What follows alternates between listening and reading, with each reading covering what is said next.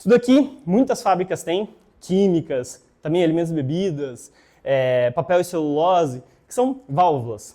Válvulas são ativos simples, que simplesmente abrem e fecham, deixam passar ou não algum líquido.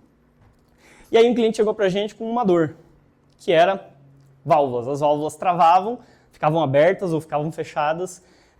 Quando uma válvula fica aberta, você pode ter contaminação, você pode jogar insumo caro fora, ou quando uma válvula fica fechada, você pode produzir um produto que não tem qualidade.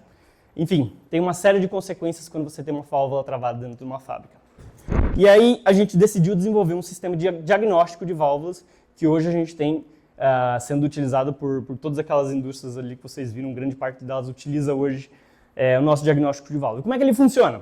Primeiro, a gente fez um algoritmo que lê todas as válvulas, a gente faz o monitoramento de todos os acionamentos dessas válvulas na indústria. Então ele entra na rede, se você tem rede, se você não tem, você instala o ST1 ali, ele vai entrar nas máquinas, fazer a coleta de todos os dados e fazer o monitoramento de todos os acionamentos de válvula. É um algoritmo bastante inteligente, a gente consegue fazer isso com uma velocidade bastante grande. Fábricas grandes a gente consegue colocar isso para rodar em cerca de uma semana. E aí a gente gera um score de válvulas. Dentre todas as suas milhares de válvulas, quais são as suas 3, 4 piores? E a gente colocou isso para rodar numa fábrica. Essa fábrica produz cream cheese. É uma fábrica lá nos Estados Unidos, no início do projeto também, pandemônio, um monte de problemas. E a gente colocou para rodar e recebeu esse e-mail 2 dias depois, uma semana depois, do gerente da fábrica. O e-mail está em inglês, mas rapidamente para vocês entenderem aqui.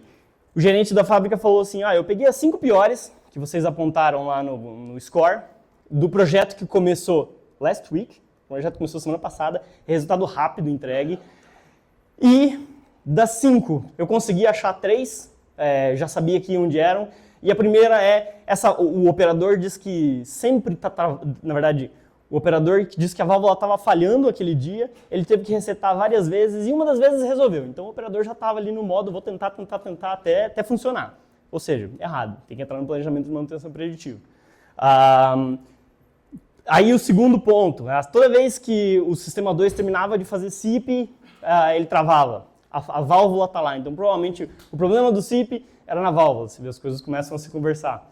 E aí tinha um outro problema de processo aqui, que essa válvula estava nesse problema de processo. Então, vários problemas da fábrica começam a ser solucionados quando ela consegue entender quais são os ativos que estão dando problema. E aí, bom, trazendo o resultado de novo aqui.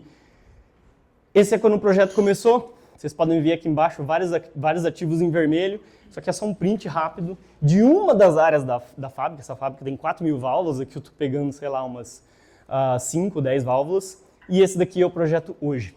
Todas as válvulas bem mantidas. Eles têm um dashboard onde eles monitoram isso. E eles sabem quais válvulas eles têm que colocar na manutenção preventiva todo final de semana, quando eles vão lá trocar os cabeçotes das válvulas. Isso daqui, nesse grupo industrial, a gente conseguiu gerar um resultado muito expressivo. A gente fez rollout disso para mais de 30 fábricas. Só no ano de 2024, eles economizaram 10 milhões de dólares em perda de substrato, parada de produção e vários outros problemas que aconteciam de SIP e tudo mais por causa de válvulas. Em um ano. Isso aqui foi o resultado de um ano. E é um resultado contínuo, que vai para o resto da vida da fábrica, porque eles estão sempre lá olhando e conseguindo fazer manutenção preventiva.